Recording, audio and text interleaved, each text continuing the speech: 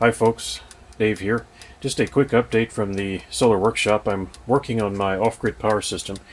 You may have already seen this inverter, and this is the charge controller I'm going to be using. So this is a Make Sky Blue. This is a 60 amp model, although you can't tell by looking at it. There's different models. This is the 60 amp version. I like this charge controller because it's kind of simple and it does have limited options, but I mean, it's an MPPT charge controller for under $100. What's to complain about? I'm also heating up my sandwich. This is my mini 12-volt oven. I have more than one of them, which is partially frozen. It's running off of this battery here. This is a standalone off-grid power system right here. I use this for certain purposes, such as powering experiments on the workbench or whatever I need to do. This is another Make Sky Blue charge controller. And we're not getting a lot of power right now. Not very good. 600 milliamps really. 8 watts. Anyway, this is the smaller 40 amp version. And I kind of like this thing. There's my Pecron solar generator. It's also charging. It's running the overhead lighting, or at least it's running some of it. There's some of the lighting right there. It's an LED strip. This light here is actually running off of those batteries there, just temporarily while I get things set up. Now that Pecron solar generator is also running lighting for this workbench here. And this is where I have my computer for certain types of video recording.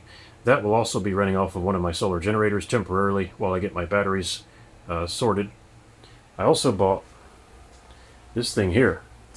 This is called a softbox, and this was only $37. It's a little bit fragile. You got to be really careful with the plastic parts here. And unfortunately, I dropped the light bulb on this thing and smashed it, and I had to open it up and repair it. In any case, it's doing the job. This is running off of my E600 right over here.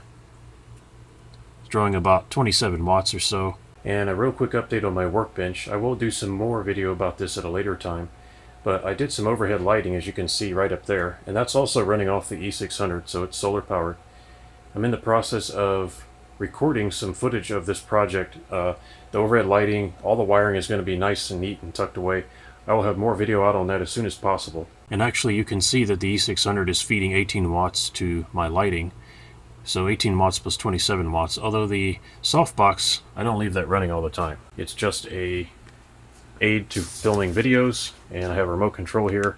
I can turn it off. Anyway, this thing should be hopefully improving my videos. It produces a soft white diffuse light. That's why you have the white cloth in the front. And I hope that it will improve the quality of the footage. We will see. Some of you might be wondering what happened to the two 200 amp hour batteries I reviewed. Well, those will be over at my main property running my freezer, because I now have a second freezer. And unfortunately the freezer outranks the workshop. However, there's going to be more batteries showing up, and they're going to sit right here, and they're going to be my off-grid power system until I get the lithium iron phosphate cells, which are all going to be built into racks or shelves right over here. The way I'm building this workshop is it has multiple power systems. In IT, or information technology, we call that system fault tolerance or redundancy. For example, this system here is completely self-contained. It has its own battery, its own charge controller, its own solar panel, and in an emergency this could run lights or charge power tool batteries. Similar to a portable power station or a solar generator, it's completely self-contained. This thing here is only running a couple of lights. I don't push it too hard these days because now I have the E600 on my workbench, and that has a bigger inverter and is more powerful. But this thing here can run lights, and in an emergency it does have an inverter that I can fire up, a pure sine wave inverter.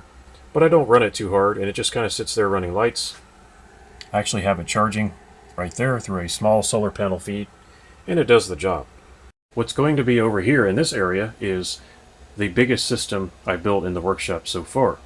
And that's going to tie me over until I get my other prismatic cells, which is going to be a slow process of building battery packs, and that takes time. So over here I'm going to be putting some standard drop-in batteries that will run this inverter and get charged by this charge controller, and that will keep the lights on and be my main source of power for the time being until I get that project off the ground. One of the very first power systems I had in this workshop when I first moved in here was this Dengawa R200. This is really quite old. It's been here for several years now, and I actually had to repair it and take it apart.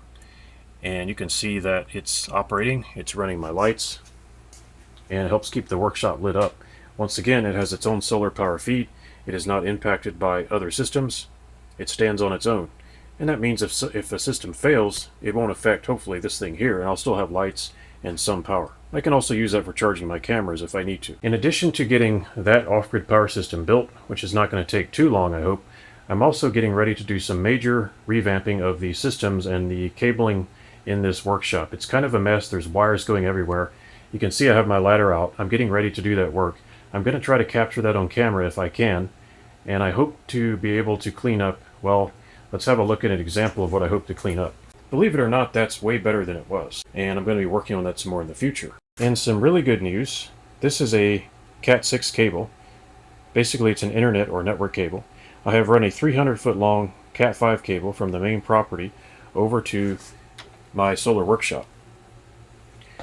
So I do consider internet to be part of the grid, but I need internet out here, and I need to be able to copy my video files.